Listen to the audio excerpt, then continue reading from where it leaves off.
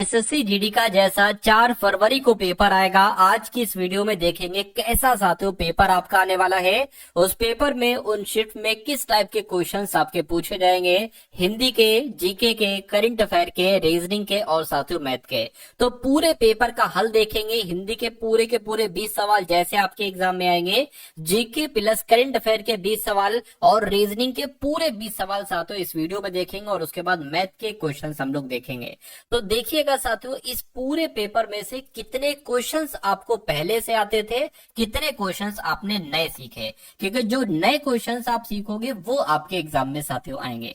चलिए, तो पहला सवाल है करके सही वर्तनी वाले शब्द का चयन कीजिए। यानी कि ईर्ष्यायु कैसे लिखा जाता है साथियों, ईर्ष्यालु कैसे लिखा जाता है, ऐसे नहीं साथियों। ईर्ष्यालु कैसे लिखा जाता है, जैसे आपका ऑप्शन नंबर सी में लिखा हुआ है। अगले नंबर का सवाल करेंगे, जो जाना क्या, जो ना जाना गया हो उसके लिए एक शब्द क्या होगा, मुझे बताइए।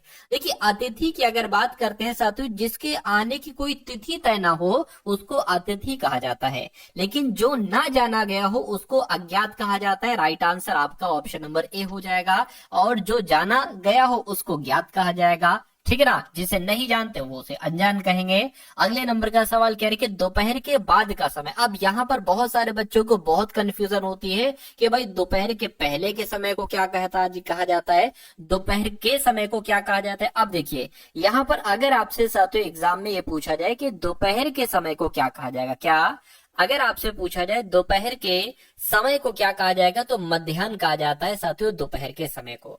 यहाँ पर दोपहर के बाद का समय है, तो दोपहर के बाद के समय को साथियों अपराह्न कहा जाता है। लेकिन दोपहर के पहले के समय को अगर आपसे पूछ लिया जाए, क्या दोपहर के पहले के समय को क्या कहा जाता है, तो पूर्वाह्न कहा जाता है। दोपहर के पहले के समय को क्या कहा जाता है, पूर्वाह्न कहा जाता है। तो ये तीनों बातें आप लोगों को मालूम होना चाहिए, अपराह्न, मध्याह्न और पूर्वाह्न। अगला सवाल देखिए, कह रहे कि तुरंगी शब्द का समानार्थी शब्द यहाँ पर क्या होगा, मुझे बताइए। तो तुरंग की अगर बात करें, तुरंगी की अगर बात करें किसे साथियों, घुड़सवार को कहा जाता है। राइट आंसर आपका ऑप्शन नंबर बी हो जाएगा। अगला देखिए, इंद्र का समानार्थी शब्द आपसे यहाँ पर पूछा जा रहा है। तो अगर बात करें इंद्र का समानार्थी शब्द क्या हो जाएगा, तो इंद्र को साथियों देवराज कहा जा सकता है। अच्छा, यहाँ पर ईश्वर के पर्यायवाची कुछ मैं आपको बता देता हूँ जो आपसे एग्जाम में पूछे जाते हैं। तो ईश्वर का पर्यायवाची साथियों भगवान शब्द हो जाएगा, ठीक है ना। परमेश्वर भी कहते, क्या परमेश्वर भी साथियों ईश्वर शब्द का पर्यायवाची होगा। उसके अलावा साथियों परमात्मा भी कहा जाता है, परमात्मा भी कहा जाता है। तो आप लोग यहाँ पर साथियों ध्यान रखेंगे, ठीक है ना। उसके अलावा अगर बात करते हैं साथियों यहाँ पर हम लोग देवराज शब्द की, तो देवराज आपका ये इंद्र का समानार्थी शब्द हो जाएगा। देवराज को साथियों इंद्र भी कहा जाता है, इंद्र भी कहा जाता है और साथियों देवपति भी कहा जाता है, देवपति भी कहा जाता है। तो ये भी जानकारी आपको याद रखना है। सभी दोस्तों की रिक्वायरमेंट पे एक बहुत बड़ा ऑफर लेके आ चुका हूँ मेरे दोस्त। इस प्रैक्टिस सेट के ऊपर आपके लिए एक अच्छा ऑफर है, जहाँ से कि अब आपको ये प्रैक्टिस सेट लगाओगे और सबसे सस्ता प्रैक्टिस सेट मिलने वाला है आज तक के यूट्यूब के इतिहास में। दोस्त, जो ऐसे जीडी के हमारे 15 प्रैक्टिस सेट की मैं सीरीज लेकर आया हूँ, उसके अंदर मैंने आपको कहा था मेरे भाई कि इन 15 प्रैक्टिस सेट जो आपके सामने हैं हमारे YouTube channel all exam class के ऊपर, जिससे आप कैसे प्राप्त कर सकते हो, तो ये व्हाट्सअप नंबर आपके सामने दिया है, इस पर मैसेज कीजिए। और ये प्रैक्टिस सेट जो आपको 300 रुपए मिलते हैं, उनकी मैंने प्राइस रखी थी गुण 50 रुपए। अब इनसे भी माइनस करके मेरे दोस्त मैंने कर दिया है 30 रुपए, मात्र 30 रुपए अंतिम दिनों में इस प्रैक्टिस सेट को आपको लगाने के लिए।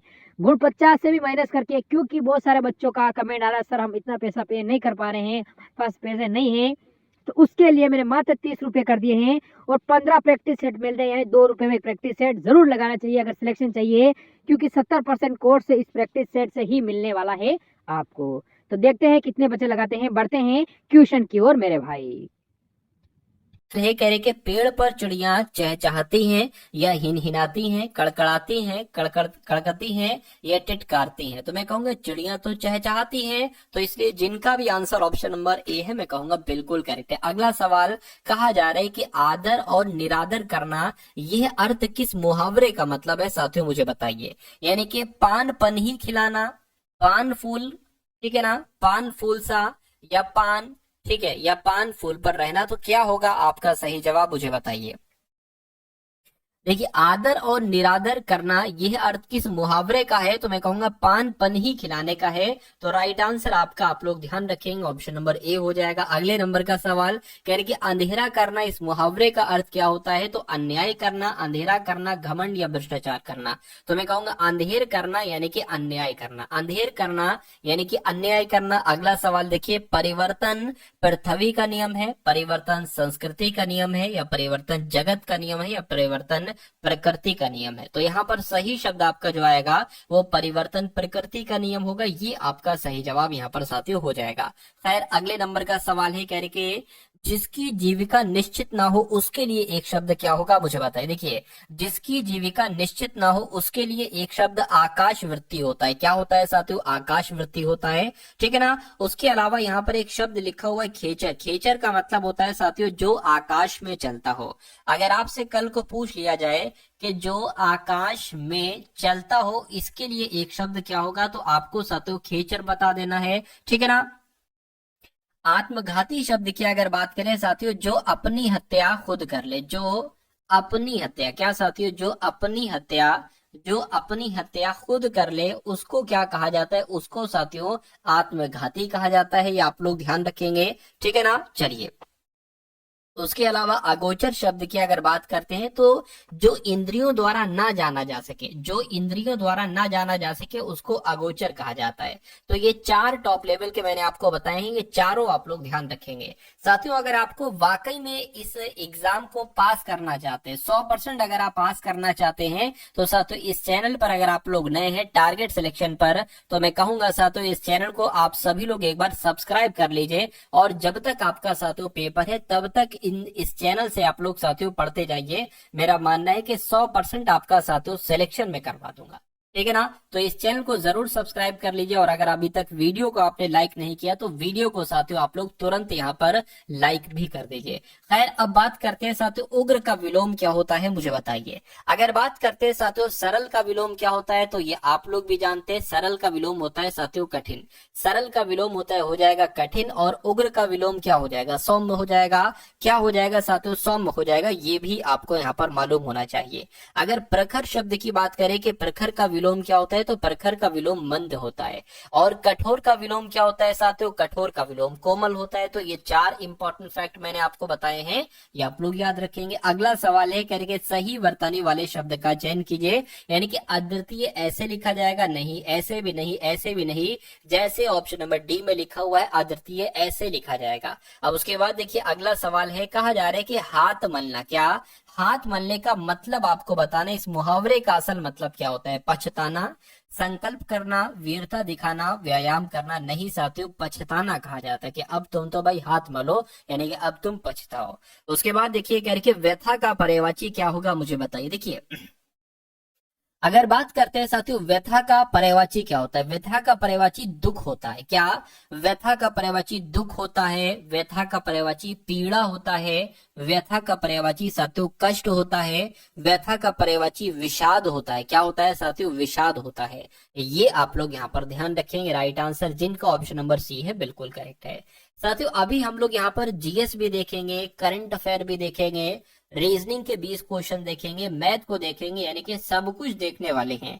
मेरा मानना है कि अगर आप ये वीडियो अंत तक देख लेते हैं तो आपकी तैयारी में साथियों 4 चांद लग जाएंगे। जो आपकी कामना है सिलेक्शन की, वो कामना आपकी साथियों पूरी हो जाएगी। चलिए अब बात करते हैं छठी का दूध याद आना, इस मुहावरे का मतलब क्या होता है। तो इस मुहावरे का मतलब होता है साथियों अतीत पर गौरवान्वित होना, नहीं। संकट के समय पिछले दुख की याद आना, संकट के समय पिछले सुख की याद आना, छठी का दूध याद आना। इसका सही जवाब आपका क्या हो सकता है, बताइए।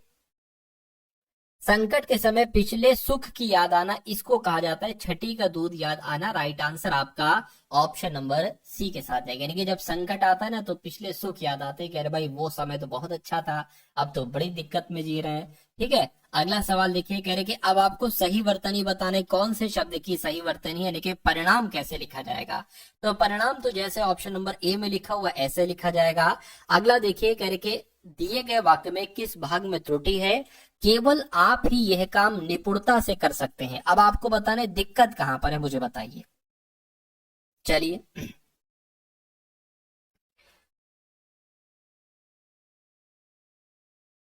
देखिए दिक्कत की अगर बात करें, केवल आप ही, ये यहाँ पर दिक्कत है, केवल आप ही। अब ठीक है, केवल आप यह काम निपुणता से कर सकते हैं, ये सही हो जाएगा। केवल भी लगा दिया, ही भी लगा दिया, तो यहाँ पर दिक्कत हो जाएगी। मैं कहूंगा दिक्कत कहाँ पर है, ऑप्शन नंबर बी वाले में, तो यही आपका राइट आंसर है। अगला सवाल देखिए, करके किसी और स्थान पर इसके लिए एक शब्द क्या होगा।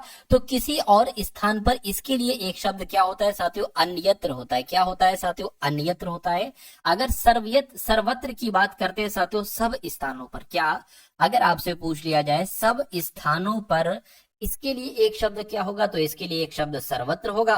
और अगर आपसे पूछा जाए किसी और स्थान पर, तो इसके लिए एक शब्द अन्यत्र होगा। तो सही जवाब आपका ऑप्शन नंबर डी हो जाएगा। अगला देखिए, उन्नति का विलोम क्या होगा, मुझे बताइए।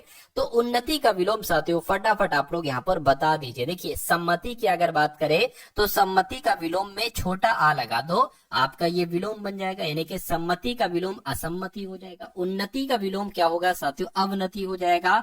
ठीक है ना, ये आप लोग यहाँ पर साथियों ध्यान रखेंगे। चलिए भाई, अगले नंबर का सवाल है, कह रहे के हमारी, अब यहाँ पर हमारी राजभाषा है, उचित शब्द बताइए, खाली जगह है यहाँ पर। कह रहे कि मराठी हमारी राजभाषा है, या हिंदी हमारी राजभाषा है, गुजराती हमारी राजभाषा है, संस्कृत आपकी राजभाषा क्या है, आपकी और हमारी हिंदी है। तो होगा साथियों आंसर आपका ऑप्शन नंबर बी हो जाएगा। अब उसके बाद साथियों यहाँ पर आप लोग सामान्य ज्ञान के क्वेश्चंस देख लीजिए, पूरे 20 सवाल होंगे, और उसके बाद साथियों 20 सवाल रीजनिंग के भी आप लोग यहाँ पर जरूर देखेगा। तो कह रहे कि संसदीय प्रणाली में कार्यपालिका किसके प्रति उत्तरदायी होती है। तो अगर आपसे डायरेक्ट ये सवाल पूछ लिया जाए, तो विधानमंडल आपको बता देना, यानी कि संसदीय प्रणाली में कार्यपालिका विधानमंडल के प्रति उत्तरदायी होती है। अगले नंबर का सवाल देखिए आप लोग, कह रहे कि निम्नलिखित में से कौन सी भारतीय संविधान की मुख्य विशेषता नहीं है। ध्यान रखिए, नहीं है, कौन सी संविधान की विशेषता। तो लिखित संविधान है, बिल्कुल संविधान की सर्वोच्चता है, बात सही है, ये संविधान की विशेषता है, क्वालिटी है। अर्ध संघीय संरचना है, ये बात भी बिल्कुल सही है। प्रतिबद्ध न्यायपालिका, प्रतिबद्ध न्यायपालिका नहीं है, और शक्तियों का वितरण है केंद्र और राज्यों में, ये बात भी बिल्कुल सही है। तो मैं कहूंगा कौन सी विशेषता नहीं है, ऑप्शन नंबर सी वाली विशेषता नहीं है, नहीं है, तो यही आपका राइट आंसर हो जाएगा। अगला देखिए, भारतीय संविधान के लिए राज्य नीति के निदेशक सिद्धांत यानी कि डीपीएसपी निम्नलिखित में से किस देश के संविधान से प्रेरित है। तो मैं कहूंगा ये तो आयरलैंड से लिया गया है, यानी कि जो नीति निदेशक सिद्धांत यह किस देश के संविधान से लिया गया है, तो मैं कहूंगा आयरलैंड देश के संविधान से लिया गया है। अगले नंबर का सवाल है, करके भारतीय संविधान के अनुच्छेद 19 में कौन सा अधिकार शामिल है। तो कौन सा अधिकार शामिल है, संवैधानिक उपचारों का अधिकार शामिल है, मैं कहूंगा नहीं।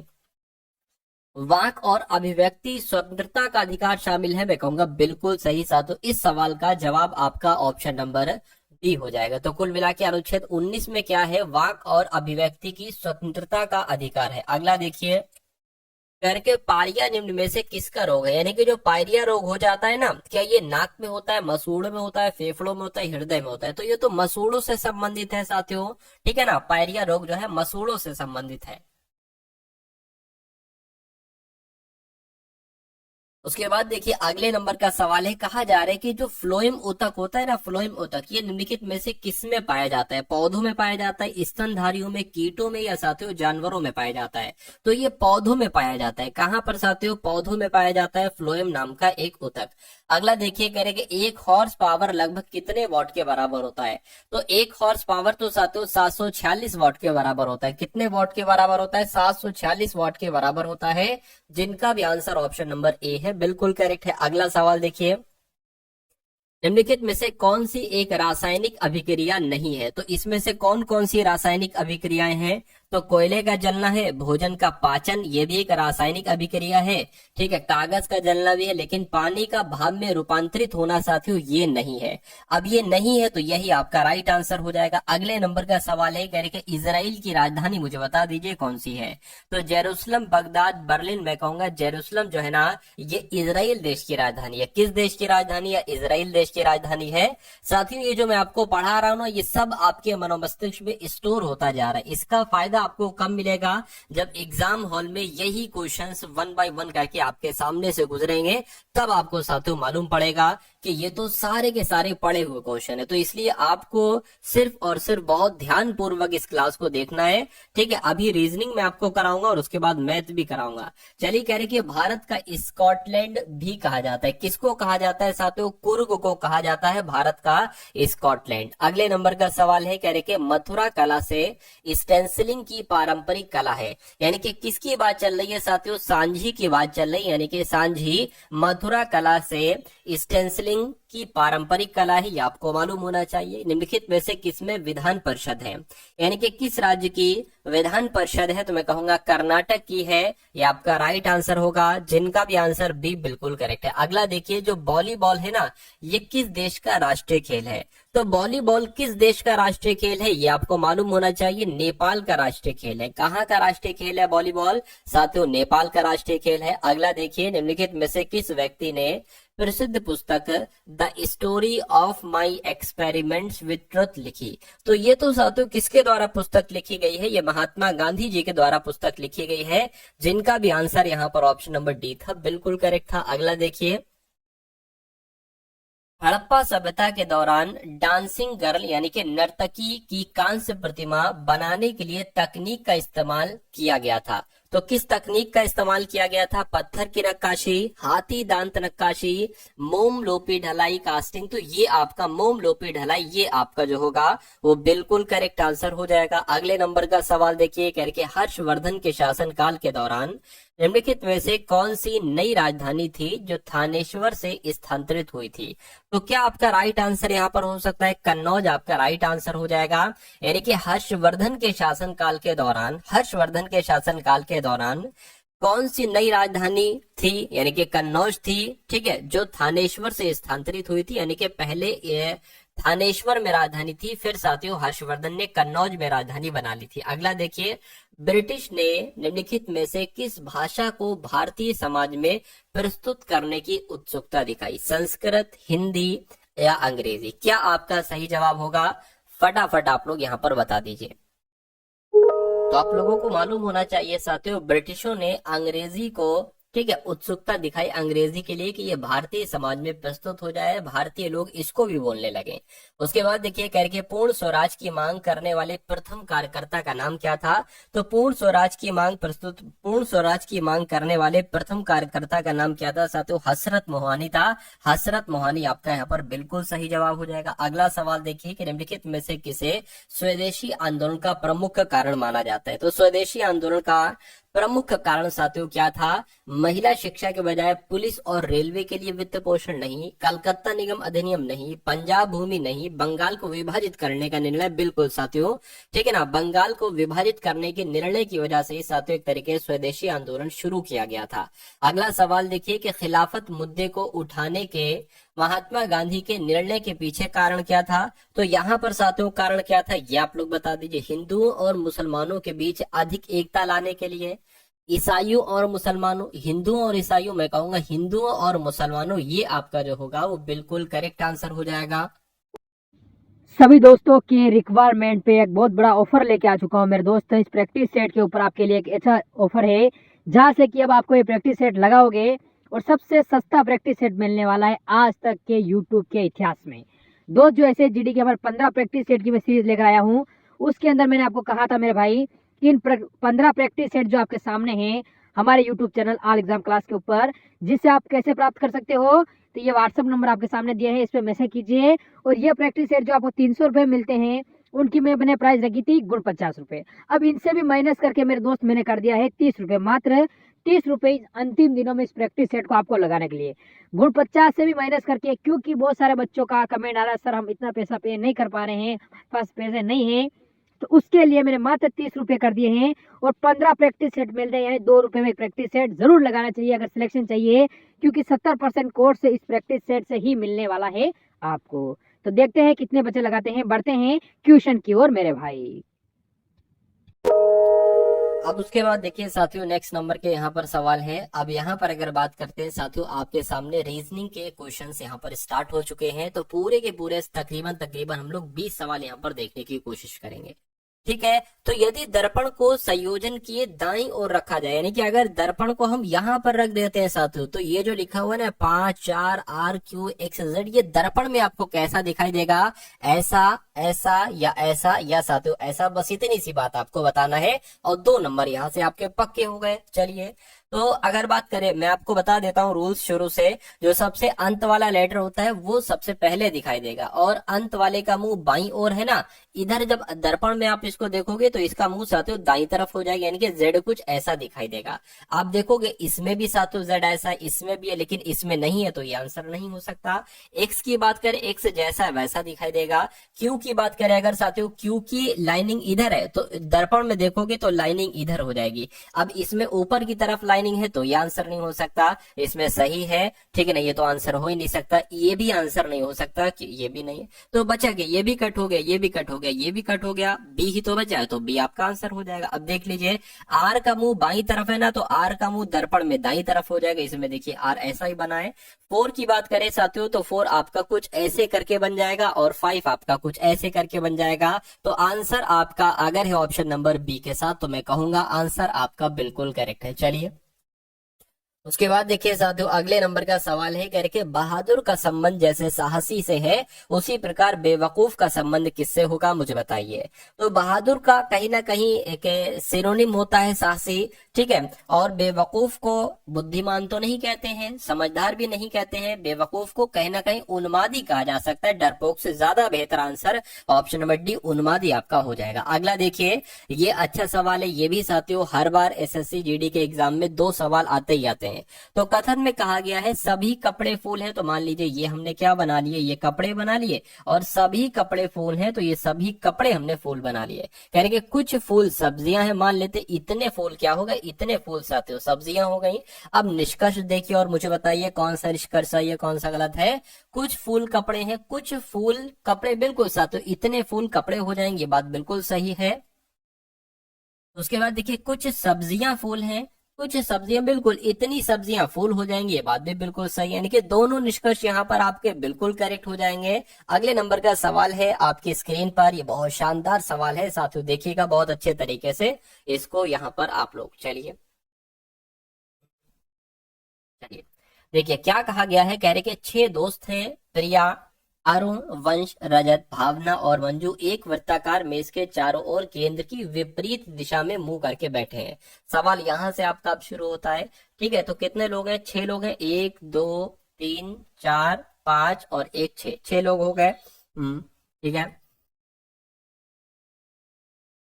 कह रहे कि वंश रजत के दाईं और दूसरे स्थान पर बैठा है, तो वंश को कहीं पर भी आप बैठा दो। वंश को अगर हम मान लीजिए यहाँ पर बैठा देते हैं, कह रहे कि वंश जो है ना, ये रजत के दाईं ओर बैठा है, ठीक है ना। अब देखिए सबका मुंह जो है ना वो केंद्र से बाहर की तरफ है, ये बात आप लोग ध्यान रखिएगा। तो अगर हम साथियों क्या रजत के दाईं ओर बैठा है ना, ठीक है, तो रजत को हम कहां पर बैठा लें साथियों, रजत को अगर हम यहां पर बैठा लेंगे तभी तो हो पाएगा। रजत के दाईं ओर दूसरे स्थान पर, 1 2 दूसरे स्थान पर हो गया वंश रजत के। उसके बाद कह रहे कि अरुण और प्रिया रजत के पड़ोसी नहीं है। अरुण और प्रिया, यानी कि ना तो अरुण प्रिया यहाँ आएंगे और ना अरुण प्रिया यहाँ आएंगे, यानी कि अरुण प्रिया यहाँ पर बैठेंगे, अरुण प्रिया यहाँ पर बैठेंगे। उसके बाद कह रहे कि मंजू रजत और अरुण के बीच बैठा है, यानी कि मंजू जो है ना ये रजत और अरुण के बीच बैठा है। अब देखिए अगर बात करते हैं साथियों, रजत यहाँ पर बैठा है, मंजू को यहाँ नहीं बैठा सकते क्योंकि फिर हमें यहाँ पर बैठाना पड़ेगा अरुण को। तो मैं कह सकता हूँ कि मंजू यहाँ पर बैठ जाएंगी, और कहा गया है कि मंजू जो है ना ये रजत और अरुण के बीच में बैठी है, तो अरुण हमें यहाँ पर बैठाना पड़ेगा। और अब बचा कौन है साथियों, प्रिया बची है ना, तो प्रिया यहाँ पर बैठ जाएंगी। तो कितने लोग थे, 1 2, अच्छा एक बचा है, अभी एक बचा है, ठीक है। अब एक तरीके से एक बार दोबारा से पढ़ लेते हैं। वंश रजत के दाईं ओर दूसरे स्थान पर बैठा है, बिल्कुल वंश रजत के दाईं ओर दूसरे स्थान पर बैठा है। यानी कि अरुण और प्रिया रजत के पड़ोसी नहीं है, यानी कि अरुण और प्रिया यहाँ नहीं बैठेंगे रजत के आजू बाजू, यहाँ पर बैठा दी हमने, ठीक है। करके मंजू रजत और अरुण के बीच में बैठी है, मंजू जो है ना रजत और अरुण के बीच में बैठी, ये भी हो गया, ठीक है। वंश और रजत के बीच में कौन बैठा है, यानी कि वंश और रजत के बीच में कौन बैठा है, यही तो आपसे पूछा जा रहा है। अब आप देखो इसमें से आपने किसको किसको बैठा दिया है और कौन एक बाकी है? मैं कहूंगा भावना को यहाँ पर कहीं नहीं बैठाला गया, तो जाहिर सी बात है भावना जी यहाँ पर बैठेंगी, तो भावना आपका यहाँ पर बिल्कुल सही जवाब हो जाएगा। अगला सवाल आपकी स्क्रीन पर करेंगे 23 है और फिर 23 है और उसके बाद 46 है और उसके बाद 138 है, उसके बाद 552 आ गया है, उसके बाद आपको बताना है कि अगला नंबर यहाँ पर क्या आएगा। साथियों कभी भी अगर आप देखो कि गैप बहुत तेजी से बढ़ रहा है तो वहां पर हमेशा गुणा होगी। क्या होगी? वहां पर हमेशा गुणा होगी। जैसे कि हमें इतना तो पता है 23 की गुणा अगर 2 से करते हैं तो 46 आ जाएगा, 23 की गुणा 1 से करते हैं तो 23 आ जाएगा, 23 से कम 23, 23 दूना 46। तो जाहिर सी बात है 23 की गुणा अगर हम 3 से करते हैं तो क्या 138 आता है? अभी हमें पता नहीं, हमने लिख दिया ऐसा ही। देख लीजिए 6 3 18, 18 का 8 हासिल लग गया, 1 है, 3 चौक 12 और 1 13। बिल्कुल साथियों ये आपका यहाँ पर बिल्कुल सही हो जाएगा। अब अगर बात करें, अब क्या इसकी गुणा 4 से करेंगे तो ये आएगा और क्या इसकी गुणा 5 से करेंगे तो ये आएगा? तो एक काम करो 552 की गुणा 5 से करा के देख लो। 552 की गुणा 5 से करा के देखा और अगर ऑप्शन में से कोई आंसर मिल गया तो हमारा वही आंसर हो जाएगा। 5 दूना 10, ठीक है, 5 पंजे 25, 26, 5 पंजे 25 और 27, यानी कि 2760 आ चुका और 2760 ऑप्शन नंबर ए वाले में भी है। तो जिनका आंसर ऑप्शन नंबर ए है बिल्कुल करेक्ट हो जाएगा। ठीक है, अगले नंबर का सवाल देखिए आपकी स्क्रीन पर है। इस सवाल की अगर हम बात करते हैं साथियों, थोड़ा ध्यान से देखिएगा। करके चारों विकल्पों में से जो विषम है सबसे ना, उसके बारे में आपको बताने कौन सा सबसे विषम है। देखिए डी 4 पर आता है, के 11 पर आता है, आर 18 पर आता है और वी 22 पर आता है, सी 23 पर आता है, जे 10 पर आता है, एम 13 पर आता है, टी आपका 20 पर आता है और ए 1 पर आता है। उसी प्रकार जी ए 7 पर आता है, ए 1 पर आता है, एच 8 पर आता है। अब आपको देखना है कि इसमें से सबसे अलग ऑप्शन कौन सा है। देखिए 4 से 7 हुआ है, 4 से 11 हुआ यानी कि 7 बड़ा है और 11 से अगर 18 करते हैं तब भी यहाँ पर 7 बड़ा है।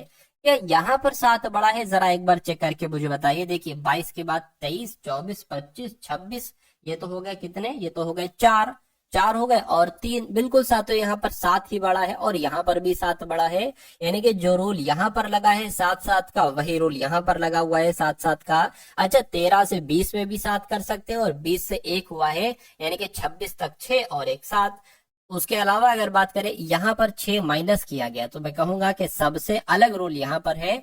इन तीनों में 7-7-7 का रूल है, लेकिन ऊपर वाले में साथियों 6 और 7 का रूल है। खैर अगले नंबर का सवाल देखिए आपके स्क्रीन पर आ चुका है। कह रहे हैं कि यमुना नदी नर्मदा के बीच जो आरेख बनेगा ना, वो आपको बता रहा है। अब देखिए ये भी नदी है और ये भी नदी है, तो ये नदी शब्द हो गया, ये यमुना नदी हो गया, ये नर्मदा नदी हो गया। क्योंकि दोनों नदियां हैं तो नदियों के अंतर्गत आएगा। तो ऐसा आरेख कहां पर बना हुआ है? ऐसा आरेख साथियों ऑप्शन नंबर बी में बना हुआ है। तो जिनका भी आंसर यहाँ पर ऑप्शन नंबर बी के साथ है, मैं कहूंगा आंसर आपका बिल्कुल करेक्ट है। अगला देखिए एक फिर से नंबर सीरीज वाला सवाल है। देखिए साथियों जितने भी कॉन्सेप्ट बैठते हैं नंबर से नंबर, ठीक है ना, नंबर सीरीज के, सिटिंग अरेंजमेंट के, कथन निष्कर्ष के, जितने चैप्टर के जितने कॉन्सेप्ट बैठते हैं मैं एग्जाम तक आपको सब कुछ कवर अप करवा दूंगा। तो आप लोग साथियों अगर चैनल पर नए हैं तो चैनल को सब्सक्राइब कर लीजिए। अगर आप सब्सक्राइब कर लेते हैं तो मेरा मानना है कि पेपर आपका बहुत आराम से पास हो जाएगा, पेपर आप बहुत आराम से साथियों क्रैक कर डालेंगे। क्योंकि अगर आप डेली पढ़ते हैं, क्योंकि डेली एक ही क्लास में Hindi, GK, GS, reasoning, maths, Hindi सब कुछ मैं पढ़ाता हूँ, ठीक है, तो डेली आपका साथियों रिवीजन होता रहेगा और पिछला भी रिवीजन होता रहेगा और जो नया आप पढ़ेंगे उसका भी साथियों तैयार करवाता रहूंगा, नई चीजें भी, ठीक है। इस प्रकार अगर आप पढ़ेंगे तो आपका सिलेक्शन समझ लीजिए एक तरीके से निश्चित हो जाएगा। तो आपको क्लास को नहीं छोड़ना है, कोई भी क्लास में डालूं टारगेट सिलेक्शन पर, ठीक है, तो उसको आपको जरूर देखना है। और अगला सवाल देखिए, कह रहे 46, 54, 70, 70 के बाद 102 आएगा और 102 के बाद 166 आएगा। उसके बाद आपको बताना है अगला नंबर यहाँ पर क्या हो सकता है, बताइए। देखिए 46 से 54 हुआ है तो मैं कहूंगा 8 बड़ा है और 54 से 70 हुआ है तो 16 बड़ा है और 70 से ये तो 30 हो गया, 2 32 बढ़ गया, ठीक है। और अगर बात करते हैं तो यहाँ पर 64 बढ़ गया। तो आप एक चीज नोटिस कर रहे हो कि 8 का डबल 16, 16 का डबल 32, 32 का डबल 64, 64 का डबल 128 होता है। यानी कि 166, 128 को आपको जोड़ना है और वही आपका आंसर हो जाएगा। तो ये क्या हो गया, 14 हो गया, 9 हो गया 2, यानी कि 294 यहाँ पर आ गया। क्या 294 कहीं ऑप्शन में है? मैं कहूंगा बिल्कुल ऑप्शन में है, ऑप्शन नंबर सी वाले में। तो जिनका आंसर ऑप्शन नंबर सी है तो बिल्कुल करेक्ट है। ठीक है ना। चलिए अब उसके बाद देख लेते हैं, नेक्स्ट नंबर का सवाल है आपकी स्क्रीन पर। देखिए सवाल को और बताइए मुझे राइट आंसर आपका क्या होगा। यहाँ पर साथियों कहा गया है कि जैसे 9766 से 6433 बनाया गया है, वैसे 6875 से यहाँ पर कौन से नंबर आएंगे ये आपको यहाँ पर बताना है। चलिए भाई,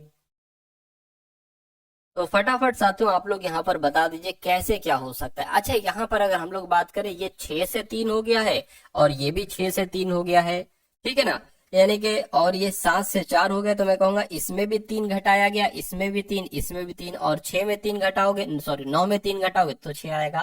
तो मैं कहूंगा यहाँ पर भी वही लॉजिक लगेगा, 6 में 3 घटाएंगे तो 3 आएगा, 8 में 3 घटाएंगे तो 5 आएगा, 7 में 3 घटाएंगे तो 4 आएगा, 5 में 3 घटाएंगे 2 आएगा। क्या 3542 कहीं पर लिखा हुआ है? बिल्कुल लिखा हुआ है 3542 है, ऑप्शन नंबर बी में लिखा हुआ है।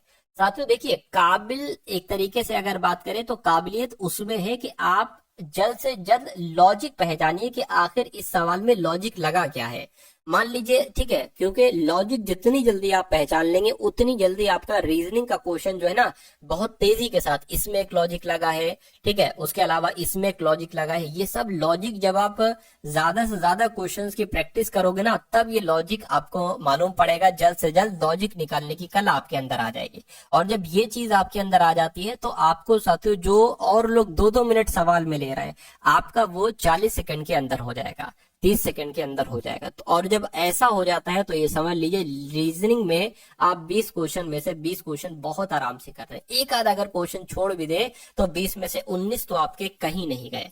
ठीक है, अब इस सवाल को देखिए, करके दर्पण प्रतिबिंब का चयन कीजिए। यानी कि एक दर्पण यहाँ पर रखा जाता है, तो ये आपको बताना है कि ये साथियों कैसा दिखाई देगा। चलिए, तो अगर बात करते हैं साथियों यहाँ पर इस सवाल की अगर हम बात करें, तो जी जैसा है ना, जी कुछ ऐसे करके दिखाई देगा, ऐसे करके। ठीक है, क्यू की बात करें तो क्यू ऐसे करके दिखाई देगा। ठीक है, एस की अगर बात करें, एस ऐसे करके, 3 की बात करें 3 ऐसे करके, 9 की बात करें 9 ऐसे करके, और 7 की बात करें ऐसे, और डी साथियों आपका ऐसे दिखाई देगा। तो ऐसे आपको कहां पर दिखाई दे रहा है? मैं कहूंगा ऐसे ऑप्शन नंबर सी में दिखाई दे रहा है। तो ये क्या होगा? ये आपका बिल्कुल करेक्ट आंसर हो जाएगा। अगला सवाल आपकी स्क्रीन पर है, देखिए इस सवाल को और बताइए राइट आंसर आपका क्या होगा। कह रहे कि RHINO को POJIS लिखा जाता है, TIGER को SFHJU लिखा जाता है, तो HORSE को क्या लिखा जा सकता है, ये बात आपको यहाँ पर बताना है। चलिए भाई, देखिए ये HR 18 पर होता है, P 16 पर होता है, यानी कि 2 घटाया गया है। H होता है 8 पर, ये O होता है 15 पर, एकदम बढ़ा दिया गया। I होता है 9 पर, J होता है 10 पर, ठीक है, N होता है साथियों 14 पर, I होता है, ये थोड़ा सा लॉजिक समझ में नहीं आ रहा है। ठीक है, अगर इसको साथियों हम ऐसे न, क्योंकि ये लॉजिक हमारा बना नहीं, तो हम इसको एक बार ऐसे रख कर देखते हैं। ठीक है, RHINO, और यहाँ पर साथियों PO, ठीक है ना, JIS, ऐसे रख के देखते हैं। ऐसे क्या पता साथियों दूसरा लॉजिक हमें मिल जाए। तो जब आप साथियों R में 1 बढ़ाते हैं तो ये S आता है, ये ठीक है। H में 1 बढ़ाते हैं तो I आता है, ठीक है। I में 1 बढ़ाते हैं J आता है, N में 1 बढ़ाते O आता है, O में 1 बढ़ाते हैं साथियों तो P आता है। तो कुल मिला के लॉजिक समझ गए। यहाँ पर भी वही लॉजिक लगा है, T में 1 बढ़ाएंगे U आएगा। तो अब इसका आप लोग कर लीजिए, यानी कि H में साथियों जब आप 1 बढ़ाएंगे तो कितना आ जाएगा? ठीक है, I आ जाएगा, ठीक है, I आ गया। O में 1 बढ़ाएंगे तो साथियों P आ जाएगा। R में 1 बढ़ाएंगे तो कितना आ जाएगा? S आ जाएगा। और S में 1 बढ़ाएंगे तो T आ जाएगा, E में 1 बढ़ाएंगे तो F आ जाएगा। तो ये ऑप्शन कहां पर है? FTSPI, ऐसा ऑप्शन नंबर सी में लिखा हुआ है। तो इस प्रकार जिनका आंसर ऑप्शन नंबर सी है, मैं कहूंगा आंसर आपका बिल्कुल करेक्ट है। अब इस सवाल को देखिए, इसको मैं जूम कर देता हूँ, बड़ा कर देता हूँ, ताकि आपको बहुत अच्छे तरीके से यहाँ पर देखने को मिल जाए। चलिए, तो अब यहाँ पर अगर बात करें, एक कागज का ऐसे करके ये टुकड़ा है, इस कागज के टुकड़े को कहाँ से फोल्ड किया गया है, यहाँ से साथियों फोल्ड किया गया, यानी कि ये वाला पार्ट इसके ऊपर ला दिया जाता है। और उसके बाद आपके पास यहाँ पर ऐसा एक टुकड़ा आ गया है, इस कागज के टुकड़े को साथियों ये वाला पार्ट इसके ऊपर ला दिया जाता है, और अब आपके पास एक ऐसा कागज का टुकड़ा यहाँ पर बच गया है और आ गया है। तो इसमें 3 गोल बनाए जाते हैं, 3, एक तो ये छोटा होल बनाया जाता है, एक बड़ा होल, और एक ट्रायंगल के जैसा होल यहाँ पर बनाया जाता है। तो आपको पूछा यह जा रहा है कि जब ये ओपन होगा तो कैसे दिखाई देगा। देखिए, जब इसको हम इस वाले से यहाँ से ऐसे करके खोलेंगे तो यहाँ पर जो ट्रायंगल बना है ना, यहाँ पर भी एक ट्रायंगल बन जाएगा। कहिए ठीक है, एक यहाँ पर ट्रायंगल आपका साथियों बन जाएगा। चलिए, कोई दिक्कत नहीं है। उसके बाद यहाँ पर अगर हम लोग बात करें और साथियों क्या हो सकता है, देखिए ये तो हो नहीं सकता आंसर, ठीक है, ये भी एक तरीके से आंसर नहीं हो सकता, ठीक है। इसकी अगर बात करते हैं, और ये जो छोटे छोटे गोले, एक देखिए गोला अगर बात करते हैं, एक आपका यहाँ पर आ जाएगा गोला, ये बड़ा वाला हो गया, और ये साथियों आपका छोटा वाला हो गया। तो ये वाला देखिए ये कहाँ पर बना है, ठीक है, यहाँ पर भी नहीं बना, यहाँ पर भी, यहाँ पर भी नहीं बना है। तो मैं कहूंगा ये तो ऑप्शन में कहीं ना कहीं दिक्कत है, या साथियों यहाँ पर कुछ दिक्कत है। और उसी प्रकार देखिए आप, ये गोला अगर इधर है तो ये गोला यहाँ पर आ जाएगा, और एक ट्रायंगल साथियों यहाँ पर भी आ जाएगा। उसी प्रकार एक ट्रायंगल आपका यहाँ पर आ जाएगा, और एक साथियों क्या, छोटा गोला यहाँ पर और बड़ा गोला यहाँ पर, ऐसे करके आ जाए। लेकिन यहाँ ऐसा तो कहीं पर ऑप्शन दिख नहीं रहा है, या तो इसमें दिक्कत या इसमें दिक्कत है। कुल मिला के जो कॉन्सेप्ट था, जो लॉजिक था, वो आपने यहाँ पर समझ लिया। अब उसके बाद देखिए अगले नंबर का सवाल है, क्या कहा जा रहा है, इस सवाल को देखिए और बताइए सही जवाब क्या होगा। यानी कि सभी अंगूर फल हैं, तो मान लेते हैं साथियों ये क्या होगा, ये अंगूर हो गए, और सभी अंगूर फल हैं, तो सभी अंगूर साथियों यहाँ पर फल हो गए। उसके बाद कह रहे हैं कि कुछ सब्जियां अंगूर हैं, मान लीजिए साथियों कुछ सब्जियां अंगूर हैं, इतनी सब्जियां ये आपकी अंगूर हो जाएंगी। अब कथन को पढ़िए और बताइए कौन सा सही है कौन सा गलत है। कुछ सब्जियां फल हैं, कुछ, बिल्कुल साथियों, इतनी सब्जियां क्या हो जाएंगी, ये फल हो जाएंगी, ये सही हो जाएगा। सभी अंगूर सब्जियां हैं, सभी अंगूर सब्जियां नहीं है। हाँ, अगर ऐसा होता कि कुछ अंगूर सब्जियां तो सही हो जाता, अब ये साथियों गलत हो जाएगा। तो निष्कर्ष तो सिर्फ एक और एक निकलता है, जो कि डी में लिखा हुआ है, ठीक है। अगला देखिए, अगला सवाल देखिए साथियों, और इस सवाल का आंसर आप लोग यहाँ पर बताने की कोशिश कीजिए कि क्या इस सवाल का जवाब हो सकता है। कह रहे कि ए बी का भाई है, तो साथियों ए जो है ना, ये बी का भाई है, बी का भाई है, यानी कि ये भाई है, तो भाई के लिए साथियों प्लस बना लेते, बहन के लिए माइनस बना लेंगे। यानी कि बी का पति सी है, यानी कि ये बी का पति कौन हो गया साथियों, सी हो गया। पति पत्नी के लिए डबल लगाएंगे, डबल लाइन बनाएंगे, भाई बहन के लिए एक लाइन बनाएंगे। अगर ऊपर है तो वो पिता होगा या माता होगा, अगर पिता है तो प्लस लिखेंगे, माता है तो माइनस लिखेंगे। यानी कि ई का बेटा सी है, यानी कि ई का बेटा कौन है साथियों, ई का बेटे की अगर बात करते हैं, ई का बेटा कौन है, सी है, ठीक है। ये प्लस हो गया, ये माइनस हो गई, ठीक है, ये बहन हो गई, ये भाई हो गया, और इसका पति सी हो गया। सी का बेटा, सी का पिता कौन है, ई हो गया, ठीक है। ई का बेटा कौन है, सी है। उसके बाद कह रहे हैं कि ई की पत्नी एस है, ठीक है, ई की, यानी कि इस ई की पत्नी कौन हो जाएगी, ई की पत्नी एस हो जाएगी, ई की पत्नी एस हो गई। यानी कि बी से किस प्रकार संबंधित है, एस, यानी कि बी क्या कहेगा एस को, तो बी क्या कहेगा साथियों एस को। देखिए ये पति है, और ये पति के पिता है, उनकी पत्नी, यानी कि ये पति की माँ है, तो पति की माँ को क्या कहा जाएगा साथियों, सास कहा जाएगा। इसलिए जिनका आंसर ऑप्शन नंबर ए है बिल्कुल करेक्ट हो जाएगा। अगला सवाल है, उस सही विकल्प का चयन करिए जो दिए गए शब्दों के उस क्रम में दर्शाता है जिस क्रम में वो अंग्रेजी शब्दकोश में होते हैं। यानी कि ये जो 5 वर्ड आपको दिख रहे हैं, आपको बताना ये किस क्रम में अंग्रेजी शब्दकोश में होते हैं। यानी कि सबसे पहले कौन सा आएगा, देखिए सबसे यहाँ पर TA लिखा हुआ है, यहाँ पर TO TO TET, तो सबसे पहले तो यही आएगा, और फिर तो ये लास्ट में आएगा, यानी कि पहला वाला सबसे पहले आ जाएगा, और उसके बाद इन दोनों में से कोई एक आएगा, TERMI, यहाँ पर N है, यहाँ पर T है, N पहले आता है तो ये 4 वाला आ जाएगा, उसके बाद 5 वाला आ जाएगा, और फिर साथियों ये P पहले आएगा, ये I पहले आएगा, I पहले आता है तो 3, और फिर साथियों 2 हो जाएगा। यानी कि 145-32 कहाँ पर लिखा हुआ है, 145-32 ऑप्शन नंबर सी में लिखा हुआ है, तो यही आपका सही जवाब हो जाएगा। उसके बाद देखिए साथियों, कह रहे कि ब्रोंकाइटिस का जो संबंध फेफड़ों से है वही संबंध ग्लूकोमा का किससे है, मुझे बताइए।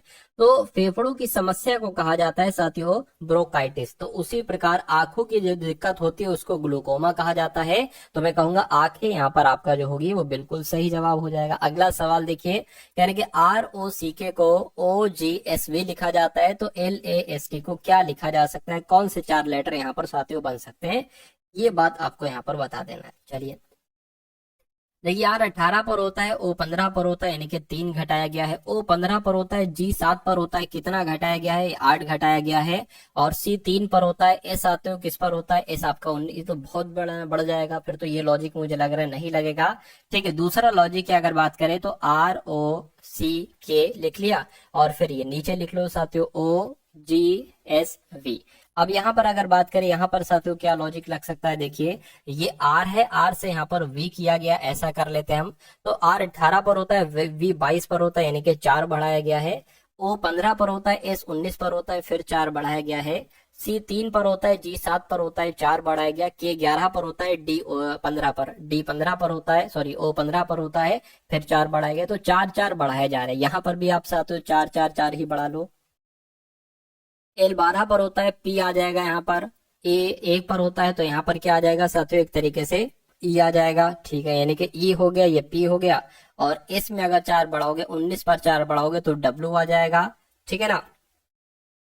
उसी प्रकार T में 4 बढ़ाओगे तो कितना आ जाएगा साथियों, 24, 24 पर होता है X, यानी कि XWEP कहाँ पर लिखा हुआ है, XWEP ऑप्शन नंबर A में लिखा हुआ है। तो ये क्या होगा, ये आपका बिल्कुल सही जवाब हो जाएगा। उसके बाद देखिए अगले नंबर का सवाल आपकी स्क्रीन पर कह रहे हैं कि दिए गए विकल्पों में से उस संख्या का चयन कीजिए जो निम्नलिखित श्रेणी में प्रश्नवाचक चिन्ह के स्थान पर आ सकती है। यानी कि सबसे पहले 29 है, उसके बाद 38 है, उसके बाद यहाँ पर 63 आया है, और उसके बाद 112 है, और उसके बाद 193। तो आपको ये बताना है कि अगले नंबर पर यहाँ पर कौन सा नंबर आ सकता है, ये चीज आपको यहाँ पर बताना है। अब देखिए 29 से ये 38 हुई है, तो मैं कहूंगा यहाँ पर 9 जोड़ा गया है। 38 से 63 कैसे हुई है, कितना जोड़ा गया है, 13 में से 8 जाएगा, 5 बचेगा, ये 5 हो जाएगा, 5 में से जाएगा साथियों 3, तो 2 बचेगा। यानी कि पहले 29 में 9 जोड़ा 38 हो गया, 38 में 25 जोड़ा 63 हो गया, 63 में कितना जोड़े, मैं कहूंगा यहाँ पर 9 और यहाँ पर 4, यानी कि 49 जोड़ेंगे। 112 में कितना जोड़े, 193 आ जाए, तो 193 में से 112 को आपको घटाना है। तो कितना साथियों, 13 में से 3 में से 2 जाएगा, 1 बचेगा, यहाँ पर 8 आ जाएगा। अब यहाँ पर कितना जोड़ा जाना चाहिए कि हमें ये वाला नंबर मिल जाए।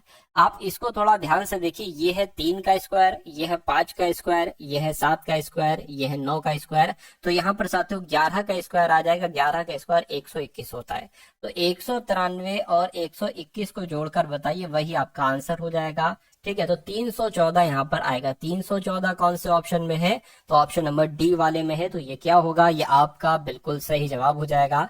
अगला सवाल देखिए, कह रहे हैं कि निम्नलिखित समीकरण को सही करने के लिए किन 2 गणितीय चिन्हों को आपस में बदलने की आवश्यकता है। तो साथियों हम यहाँ पर अगर बात करें, सबसे पहले 106 है, उसके बाद 3 है, उसके बाद 2 है, और फिर साथियों 70 है, और फिर 7 है, और फिर बराबर 110 है। तो आगे यहाँ पर क्या लिखा हुआ है साथियों, ये आपका भाग लिखा होगा। तो माइनस और भाग को अगर बदले, यानी कि माइनस की जगह पर भाग, भाग की जगह पर माइनस को रखें, तो क्या 110 आ जाएगा बराबर में। ठीक है, तो क्या यहाँ पर कैलकुलेट करने पर 110 आ जाएगा। देखिए यहाँ पर भाग है तो भाग की जगह पर माइनस, गुणा है तो गुणा का गुणा हो जाएगा, प्लस है प्लस का प्लस हो जाएगा। ठीक है, ये क्या है आपका, ये माइनस है, माइनस की जगह पर भाग हो जाएगा। देखिए इसको करेंगे तो 7 आएगा, पूरा पूरा 7 नहीं बल्कि 10 आ जाएगा, 7 एकम 7 और 0 लग जाएगा, प्लस कर दिया, 3 दूना 6 आ जाएगा, माइनस 106 आ जाएगा। इसको अगर कट करेंगे, ठीक है, तो 100 आएगा, प्लस आपका 10 आ जाएगा, बराबर 110। तो ये चल रहा है, तो 110 बराबर 110 आ गया है, यानी कि हमारा जवाब जो होगा वो ऑप्शन नंबर ए के साथ ही जाएगा। और जिनका भी आंसर ऑप्शन नंबर ए है बिल्कुल करेक्ट है। अगला सवाल आपकी स्क्रीन पर। तो अब साथियों यहाँ पर आपके मैथ के क्वेश्चन शुरू हो चुके हैं। तो कुछ क्वेश्चंस लिए हैं साथियों मैथ के, इनको भी आप लोग देखिएगा और अपनी तैयारी को यहाँ पर मजबूत कीजिएगा। चलिए, तो अब अगर बात करें करके 5 व्यक्तियों की औसत आयु 28 वर्ष है। 5 व्यक्तियों की औसत आयु कितनी है, 28 वर्ष है।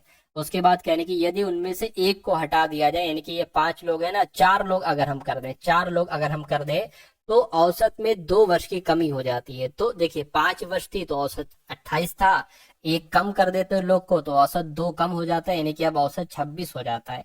तो हटाए गए व्यक्ति की आयु कितनी है? अब देखिए 5 व्यक्तियों की आयु का योग कितना है? तो 28 की गुणा 5 से कर दीजिए, 5 × 8 = 40 हो जाएगा, 5 दूना 10 और 4 14 हो जाएगा, यानी कि 5 व्यक्तियों की कुल मिला के आयु कितनी है? 140 है। 4 व्यक्तियों की कुल मिला के आयु साथियों कितनी है? 104 आ जाएगी।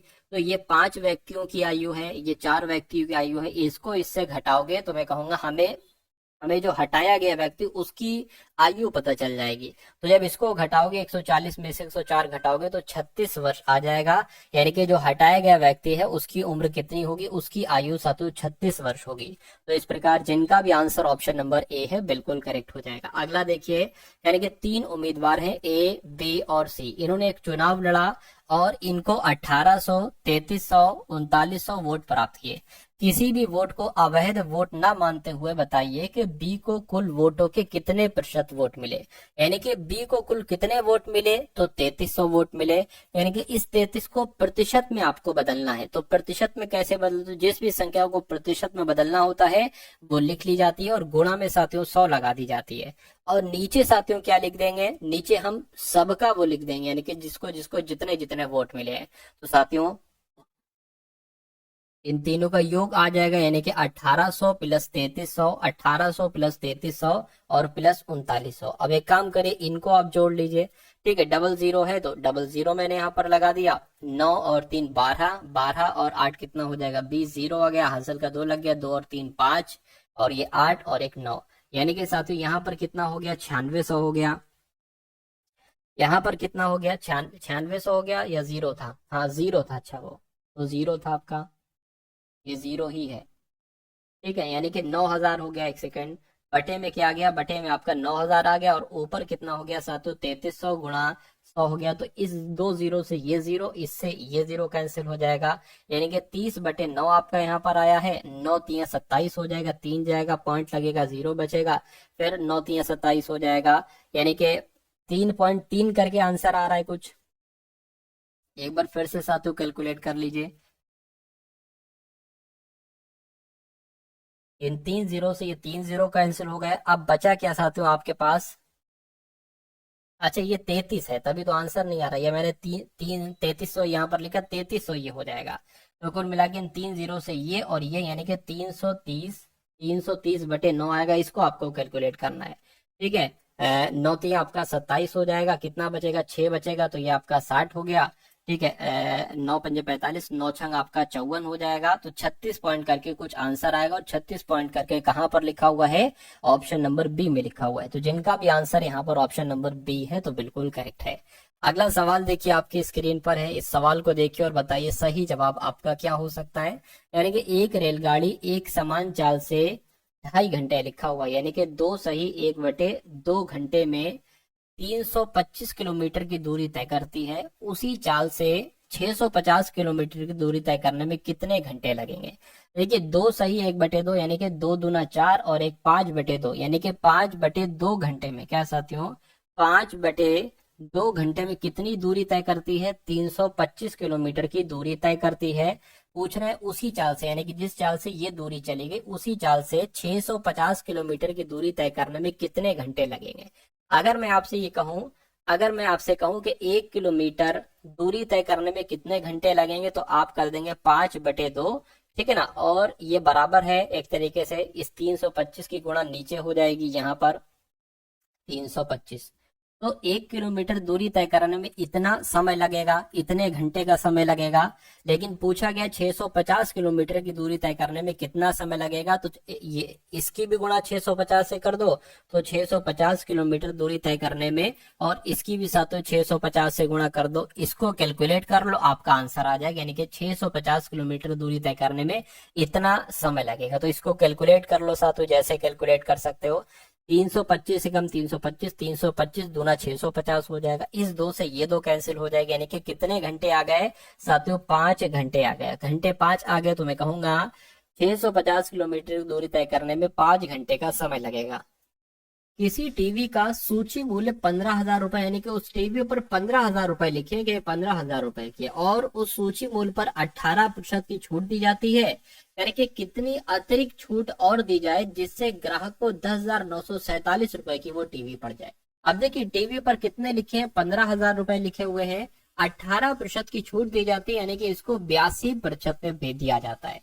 18% यानी कि 100 माइनस 18 तो 82 ही आएगा। अब देखते हैं अगर 15,000 रुपए की टीवी 82% में दी जाती है, अर्थात 18% की छूट के साथ दी जाती है, तो कितने रुपए की वो पड़ती है। तो 15 की गुणा 82 से कर लीजिए, 15 की गुणा 82 से यहाँ पर साथियों हम करा देते हैं, तो कितना हो जाएगा साथियों, एक तरीके से 2 पंजे 10 हो गया, ठीक है, दो दो, दो एक कम 2 और आपका ये 3 हो गया, 8 पंजे 40 हो गया, 8 एकम 8 और आपका 12 हो गया, 0 आ गया, 3 आ गया, 2 आ गया, 1 आ गया, एक 0 था यहाँ पर तो लगा लिया, यानी कि वो आपको 12,300 रुपए में टीवी पड़ जाएगी। 15,000 से 12,300 रुपए में वो टीवी हो जाएगी। यानी कि और कितनी छूट दी जाए कि 10,947 रुपए की वो टीवी हो जाए। अब देखिए जरा 12,300 की पड़ी है, कहने के 10,947 रुपए की अगर टीवी देते हैं तो कितनी छूट दी गई। देखिए जरा कितनी छूट दी गई, यहाँ पर 3 आ जाएगा, यहाँ पर 5 आ जाएगा, 3 और 1, यानी कि 1,353 रुपए की छूट दी गई। कह रहे कि इसको प्रतिशत में आप बता दीजिए कितना ये प्रतिशत होगा। तो नीचे क्या आ जाएगा, नीचे आपका ये वाला मूल्य आएगा, यानी कि 12,300। इसको साथियों कट कर लो और आंसर आपका आ जाएगा, यानी कि पता चल जाएगा कितनी अतिरिक्त छूट दी जाए कि 10,947 रुपए की वो टीवी पड़ जाए। इन 2 जीरो से साथियों ये 2 जीरो आपके कैंसिल हो जाएंगे, ठीक है। इसको अगर कट करें, किससे कट करें साथियों बताइए जरा। अगर देखिए अगर 103 की हम 10 से गुणा करते हैं तो ये तो साथियों 1230 हो जाएगा। देखिए अगर हम 11 से गुणा करें, यानी कि इसमें 123 हम और बढ़ाने, कितने हो जाएगा, 3 5 3 1, साथियों वही आ गया, 1353 आ गया, यानी कि ये 11 बार में कटेगा। तो मैं कहूंगा 11% आपका यहाँ पर बिल्कुल सही और बिल्कुल सटीक जवाब हो जाता है। अगला सवाल देखिए आपकी स्क्रीन पर है साथियों, देखिए सवाल को और बताइए सही जवाब आपका क्या होगा। कह रहे कि ए ने एक वस्तु बी को 25% लाभ पर बेची, बी ने इसे सी को 20% लाभ पर बेच दिया और सी ने इसे 45% की हानि पर डी को बेचा। डी ने इसे 330 रुपए में खरीदा, तो बी ने वस्तु कितने रुपए में खरीदी थी, ये आपसे यहाँ पर साथियों पूछा जा रहा है। चलिए तो कोई दिक्कत नहीं, इसमें क्या है, मान लेते हैं साथियों वो वस्तु कितने रुपए की है, उस वस्तु का मूल्य साथियों 100 रुपए है। अब 100 रुपए उस वस्तु का मूल्य है। ए ने वो वस्तु बी को 25% लाभ पर बेची, यानी कि इसको 25% लाभ पर बेचा गया, 125% पे बेचा गया, ठीक है। उसके बाद कह रहे हैं कि बी ने इसको सी को 20% लाभ पर बेचा, यानी कि 120% में बेचा, ठीक है। सी ने 45% की हानि पर बेचा, यानी कि 55% में साथियों बेचा, ठीक है। कहने के 45% की हानि पर डी को बेचा, डी ने इसे 330 रुपए में खरीदा, यानी कि अब जो इसकी कीमत आएगी वो 330 रुपए हो जाएगी। तो मतलब बी ने वस्तु को कितने रुपए में खरीदा, ये कुल मिला के आपसे यहाँ पर पूछा जा रहा है, कोई दिक्कत नहीं है। सबसे पहले एक्स का मान आप लोग निकाल लीजिए, 25 पंजे और 25 चौक हो गया, ठीक है।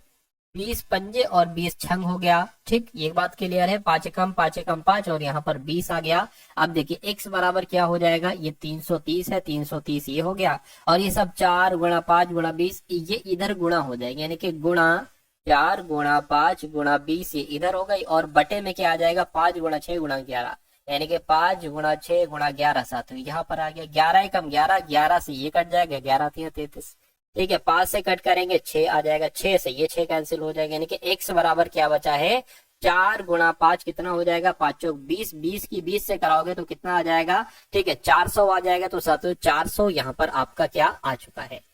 अब अगर बात करें, अब थोड़ा सा अगर आप ध्यान से देखें तो पूछा ये जा रहा है कि बी ने वस्तु कितने रुपए में खरीदी। बी ने जो वस्तु खरीदी है ना साथियों, वो 25% के लाभ पर, एक बी को 25% लाभ पर बेची गई है, यानी कि 400 तो ये ए ने जिस मूल्य पर ए को मिली थी ना, ए ने जिस कीमत पर ली थी वो 400 थी, तो 400 रुपए है, इसको 125% में बेचा गया ना, खरीदा 125% के लाभ पर है, ठीक है। तो 125% इसका आप लोग निकालेंगे, तो 20 कितना आ जाएगा, 25 चौक और 25 पंजे, 4 से कट करेंगे 100 आ जाएगा, 500, 5 की गुणा 100 से होगी तो 500 आपका राइट आंसर आ जाएगा। 500 यहाँ पर आपका सही जवाब होगा। यानी कि ए ने बी को वस्तु जो बेची है वो 500 रुपए में बेची है, क्योंकि 25% प्रॉफिट से, या कह सकते हैं बी ने वस्तु जो खरीदी है वो 500 रुपए में खरीदी है। अब अगले नंबर का सवाल है आपकी स्क्रीन पर। क्या कहा जा रहा है साथियों, बहुत ध्यान से देखिएगा इस सवाल को। कॉन्सेप्चुअल ये सवाल है। कह रहे कि एक ट्रेन अपनी सामान्य चाल की 1/2 चाल से चलते हुए गंतव्य तक पहुंचने में 60 मिनट अधिक समय लेती है। ट्रेन द्वारा उसी दूरी को तय करने में लगने वाला सामान्य समय क्या है। अब देखिए, यानी कि एक ट्रेन है अपनी सामान्य चाल की कहा गया है, बहुत ध्यान से देखिएगा, सामान्य चाल की, ठीक है। तो का मतलब क्या होता है, गुणा होता है, ठीक है, और 1/2 लिखा है, 1/2 हो गया। तो ये तो देखिए एक सामान्य, यानी कि एक आप नॉर्मल चाल चल रहे हैं, तो जब सामान्य चाल की 1/2 चाल से चली जा रही है, ठीक है ना, यानी कि सामान्य चाल उसकी एक तरीके से तेज है, ठीक है, तो 60 मिनट अधिक, क्योंकि जब स्पीड आपने एक तरीके से 60 मिनट अधिक समय लगता है, तो मैं कहूंगा कम हो रही है ना, ज्यादा नहीं, कम हो रही है फिर, ठीक है, कोई दिक्कत नहीं है। तो अब देखिए, मान लीजिए ये आपकी वो वाली चाल है, ये दो चालें हैं यहाँ पर, एक तो सामान्य चाल है और एक दूसरी वाली चाल है, ये आपकी वो वाली चाल है, ठीक है। अब देखिए ये सामान्य चाल है ना, बराबर लगा, ये सामान्य चाल इधर को आ जाएगी, यानी कि ये सामान्य चाल इधर से हटकर किधर आ जाएगी साथियों, ये आपकी सामान्य चाल इधर आ जाएगी, सामान्य चाल, ठीक है, सामान्य चाल आपके ये इधर आ गई। यहां से हमें एक चीज मिल गई, 1/2 इतनी दूर लिखा है, पास में लिख लो 1/2, यानी कि अगर सामान्य चाल 2 है तो वो वाली चाल क्या हो जाएगी साथियों, 1 हो जाएगी, ठीक है ना।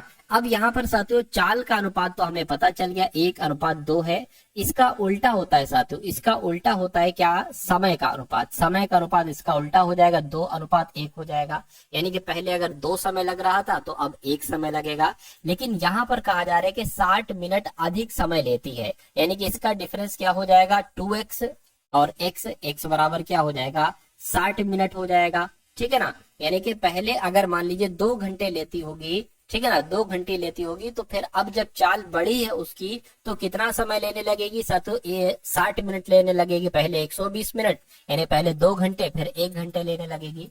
तो कह रहे कि ट्रेन द्वारा उसी दूरी को तय करने में लगने वाला सामान्य समय क्या है, सामान्य समय आपसे पूछा जा रहा है, ठीक है ना। सामान्य समय की अगर हम बात करते हैं, देखिए ये आपका क्या था, ये आपकी सामान्य चाल थी, तो ये क्या हो जाएगा, ये सामान्य समय हो जाएगा। यानी कि जब x बराबर, अब देखिए ये 2x हो गया है और ये x हो गया, यहाँ पर डिफरेंस जो निकला है x बराबर 60 मिनट निकला है, तो ये x बराबर 60 मिनट आ जाएगा। इसको हम कह सकते हैं सामान्य समय कितना निकला, 60 मिनट, यानी कि 1 घंटा निकला। थोड़ा सा ध्यान से समझेंगे तो आपकी समझ में आ जाएगा, तो 60 मिनट बोल लो या 1 घंटा बोल लो, ये आपका राइट आंसर हो जाएगा, ठीक है ना। बस ये आपको ध्यान रखना है साथियों, समय का अपोजिट क्या होती है साथियों, चाल हो जाएगी। यहाँ पर अगर चाल का अनुपात 1/2 है तो समय का अनुपात 2/1 हो जाएगा। इस चीज को भी आप लोग यहाँ पर याद रखेंगे। उसके बाद देखिए नेक्स्ट नंबर का सवाल है। इस सवाल को देखिए क्या कहा जा रहा है साथियों, कह रहे कि किसी वायुयान की चाल 120 किलोमीटर प्रति मिनट है, यानी कि 1 मिनट में 120 किलोमीटर की चाल से जा रहा है कोई वायुयान। यह चाल मीटर प्रति सेकंड में कितनी होगी, यानी कि मीटर प्रति सेकंड में आपको बता रहे हैं। देखिए 120 किलोमीटर है, तो कोई चीज अगर किलोमीटर में होती है, इसको मीटर में कन्वर्ट करना होती है तो उसकी गुणा 1000 से करा देते हैं, ठीक है ना।